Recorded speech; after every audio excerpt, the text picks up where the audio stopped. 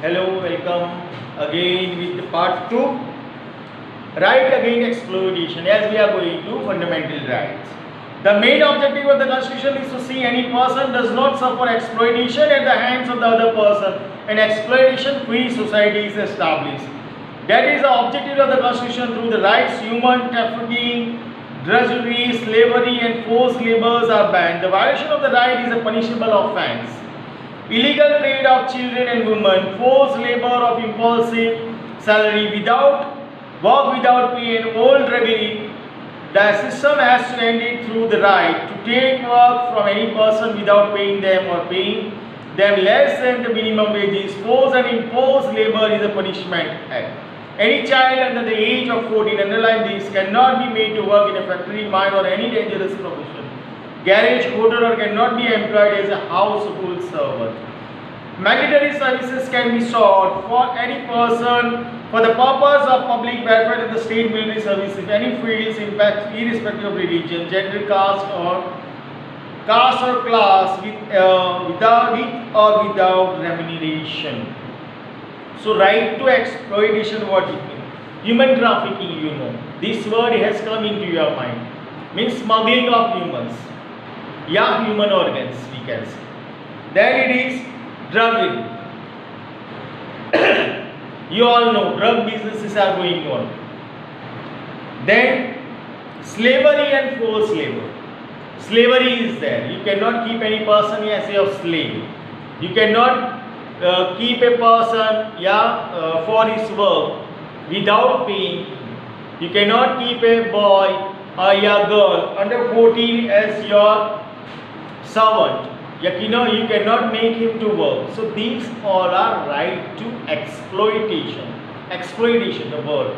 Right to exploit something. You cannot force anybody, and this offense, this thing is we have a punishable act in our constitution. Now right to freedom of religion. Very important right.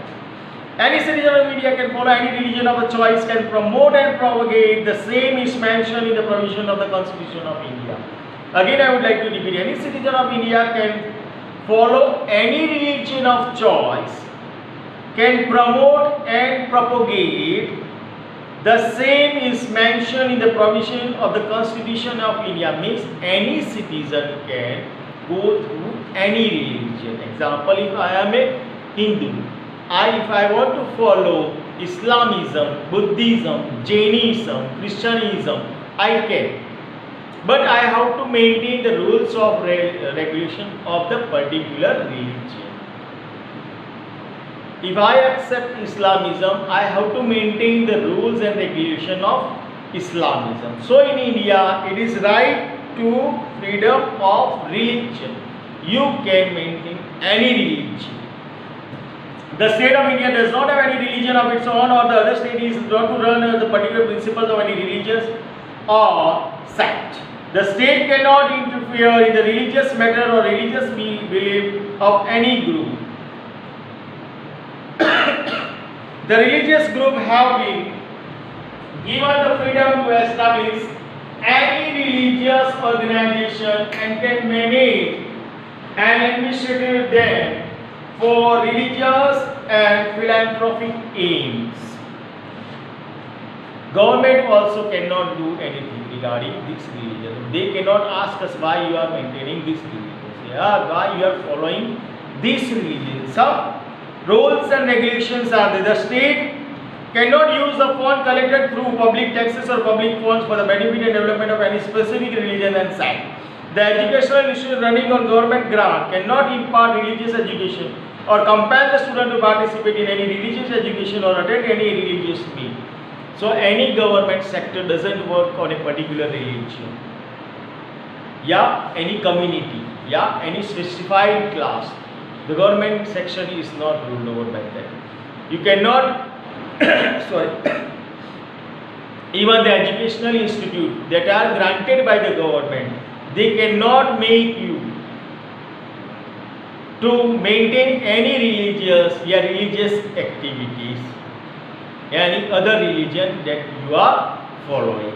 Now, cultural and educational rights. People of various religions, various languages and cultures live in India. The people of India have a right to preserve their language, script, culture, identity and ethnicity. Any educational institution which rely on the government grant cannot deny admission on the ground of religion, caste, creed, language or any other religion. So we maintain our culture. To maintain our culture, government has no right to disturb this. Yeah, any educational section, those who are consuming grant from a government, they cannot force you that this caste, this creed, this religion boy or girl will not get admission, will not get education. It is, they cannot deny of this whole thing. If any individual appeals to vote on the ground of religion, caste or language, then it is considered a malpractice, or as per Act 123, any of the state can frame a law and provide the right to its citizen to form and manage any of the education institutions based on the cultural and linguistic minority. The state shall not discriminate in giving education, grants or educational scholarship for the state fund to any of the linguistic or religious minority institutions. So there are minority institutions. Lagumati we can say in Gujarati. Yeah? I'm sorry to use Gujarati, but to make you understand, I must say, minority means lagu, a particular type of people, those who are living in a particular way. So government can grant the institution of educational institution. So they can work, for example, madrasa or Sanskrit pathshalas, especially we can say, because they maintain law. And according to the linguistic, means the language, the vocal thing, we cannot read in Urdu, but those students, those who are in Urdu medium, they can read Urdu. You are going through Sanskrit as a language, but thoroughly if you will get maths, English, SS, everything, science, everything in Sanskrit language, you cannot go through. Yes, in a particular Sanskrit Vidyalaya, yeah, in a particular madrasa, you can have it. Such institutions are governed by the government and they are given permission to work out, but not in case of any particular caste, creed, or religion. No doubt, if I am a Hindu, I want to go to any Urdu school, I can get admission. I have right to get admission. Yeah, any Muslim boy, yeah, any other Jainism boy, yeah, any Buddhism fellow, he or she want to learn something from a Sanskrit Vidyalaya or Urdu madrasa, then he and she can get admission and work out. Institution, then it can do so only after giving proper returns. In this way, important provisions in context of education institutions have been made in the Constitution. So, a part we can say there are many sections, amendments and annexures given in the Constitution regarding education, because it has been compulsory made by the government that up to 14 years of age there must be compulsory education. And education, you know, after getting early education, we have a proper outcome of our life. We can become something. Without illiteracy means what? Nothing in the sense. So let right to constitutional remedies. Which remedies? No matter how many laws are framed or how many provisions are made for the fundamental rights, if they are not implemented well, then there remain no meaning of such freedom of right. Many rights, freedom of rights were, but if they are not maintained, then if you will speak in a particular party or in a particular we can say get together, if you speak regarding any something that is good to society, good to nation, and somebody slaps you, somebody strikes you from that place, then what? If the laws and order are not maintained, then what happens? Therefore, a provision has been made in the Constitution for the implementation of the right, and under it, a writ in the Supreme Court can be made for the violation of the fundamental right.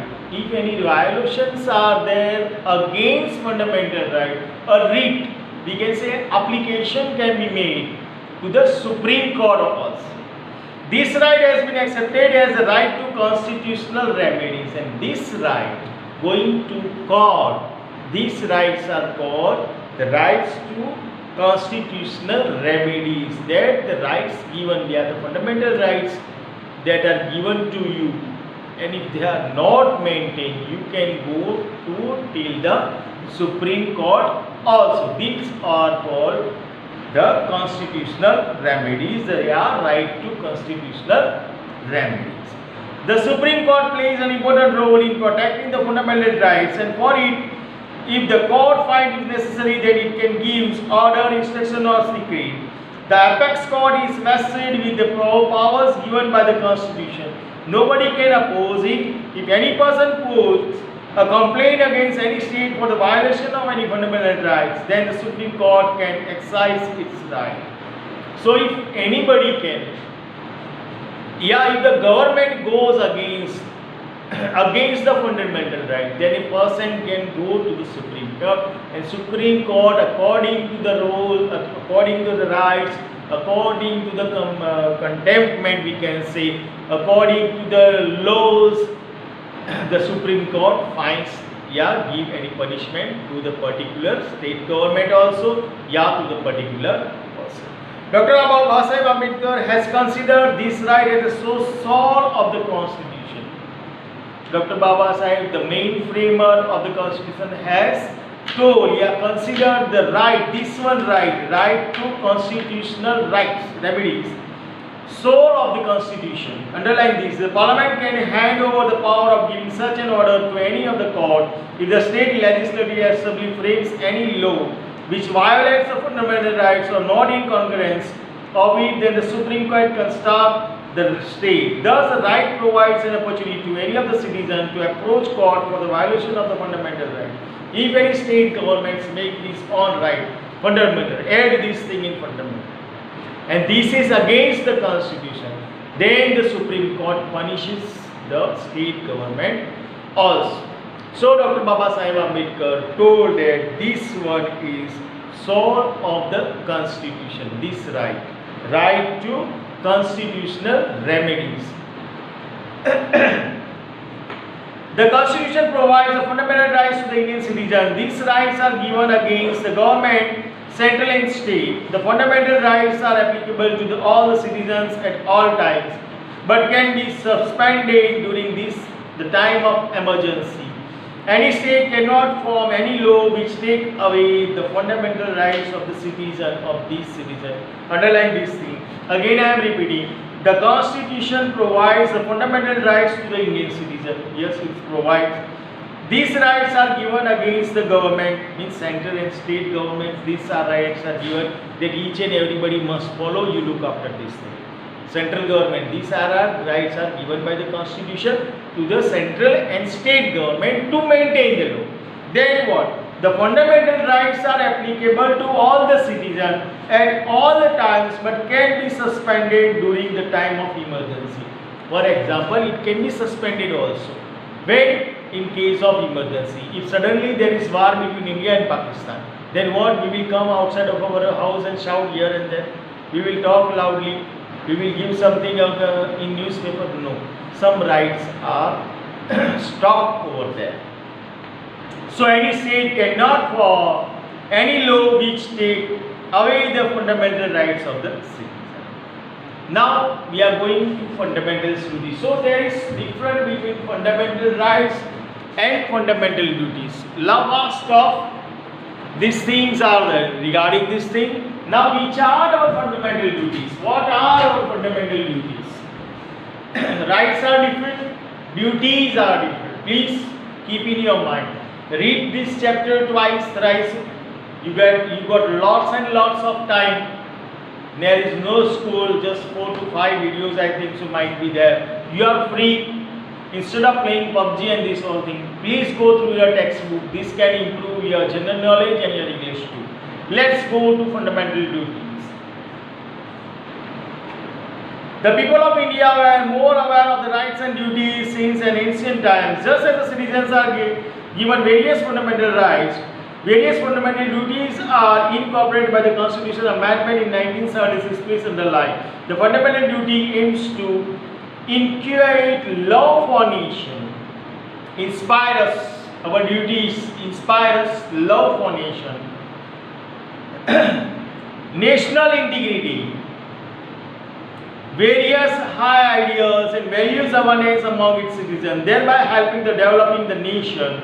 Every citizen of India should contribute towards the protection of national unity, integrity and sovereignty. So that three remains peace, security, communal harmony and accord. The fundamental duties are given on the first page of the textbook. What are our fundamental duties? It has been given on the first page of the textbook. Go through it. What are our duties? And these duties we have to maintain to build India, we can say. Not develop, to build India. We are building. You are youngsters, teenagers, you are building India. You are the foremost pillar of building India. You will get more knowledge than us. You will be more clever than us. You are working on gadgets, means more power, more science regarding you. But apart from that, we need culture also. So to abide by the Constitution and respect its ideal and institution, the national flag and national anthem. What is that? To abide by the Constitution, even by the Constitution, and respect its ideals and institution. We have to respect Constitution, its ideals, its institutions, the national flag and national anthem. These are our fundamental duties to maintain, to give respect to our Constitution, its ideas and institutions. Now next one is that to cherish and follow the noble ideals which inspired our national struggle for freedom. To cherish and follow that how much struggle our leaders have done for freedom. We must cherish it. We must follow the noble ideas. For example, Gandhiji's Satyagraha. There became a main point. Subhash Chandra Bose, he was a fighter. That also we have to maintain. That in a particular time, if any big war or third world war happens, if India needs soldiers, we can take gun in our hand and fight. For what? For our country, our motherland, Bharat Mata, ya India. To uphold and protect the sovereignty, unity and integrity of India. To uphold and protect the sovereignty, the unity and integrity of India. To defend the country and render national services when called upon to do so. To defend the country, as I told recently, that if possible, if any chances regarding that, to fight, to go for war, we must be able to carry a gun, carry a weapon on us and go forward. To promote harmony and the spirit of common brotherhood amongst all people of the India, transcending religious, linguistic and regional or sectional diversity, to renounce practices derogatory to the dignity of women. Means for any case, we must be in a unit. Brotherhood is the main. And to maintain, we can say, what a word I cannot get it properly, place of woman. Izzat dena, we can say. To maintain that. These all are the to value and preserve the rich heritage of our composite culture. This all you have gone through. To prevent our culture and heritage. To protect and improve the nature environment including forests, lakes, rivers and wildlife, and to have compassion for living creatures. We must maintain, we must preserve these all things. Whatever God has given us. Heritage, cultural heritage. Everything, rivers, land, seas, oceans, whatever God has gifted to us, to conserve it, to preserve, to develop the scientific temper, humanism, and the spirit of inquiry and reform. Earlier I told you all are genius, you all are the further pillars, you all are future, and you are going with gadgets, means you are going with science.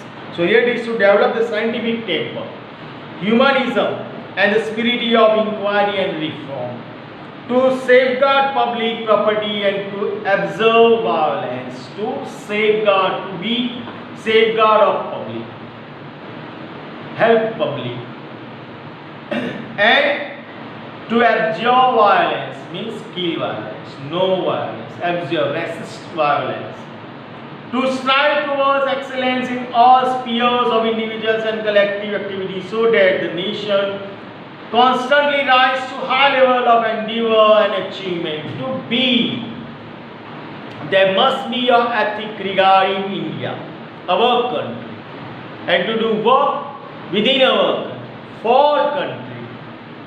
This enthusiasm must be within you, and then only we can develop our India, our country. Now, who is a parent or guardian to provide opportunities for education to his child, or as the case may be,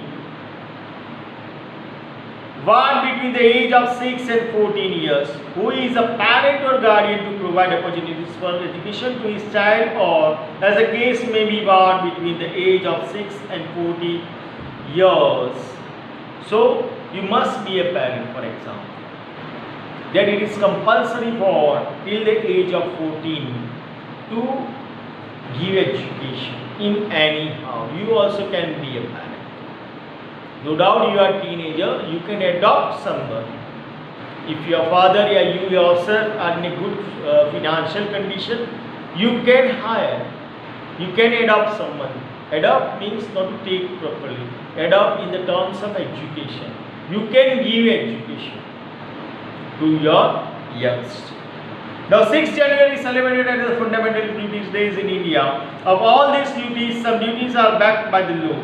A person violating it can be sentenced. Sentence means sent to jail. A teacher should make effort to start so that the students follow the duties and they become aware and conscientious. It is our duty and responsibility as citizens to see that the various social evils and customs prevailing in the society should be eradicated, like untouchability, drudgery, child labor, woman exploitation, dowry, female foeticide, ill customs, superstition. These duties are directive in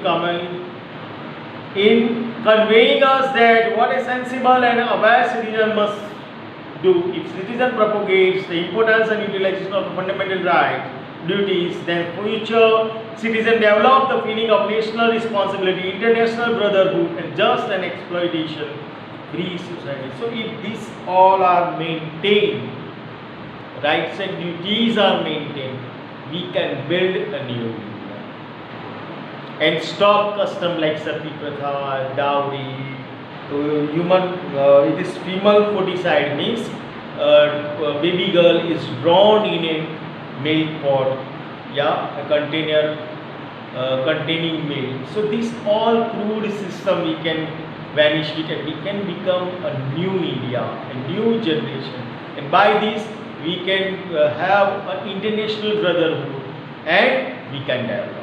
Now, directive principles of the state policies. Which are the directive principles of the state policies? Directive principles of the state have been incorporated in the chapter 4 of the Constitution.